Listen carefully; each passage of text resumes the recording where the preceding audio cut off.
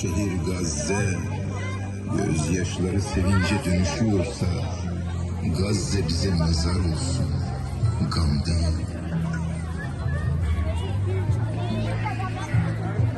Mescid-i Aksa'nın gölgesinde büyüyen, elleri öpülesi kaç zamandır susuz,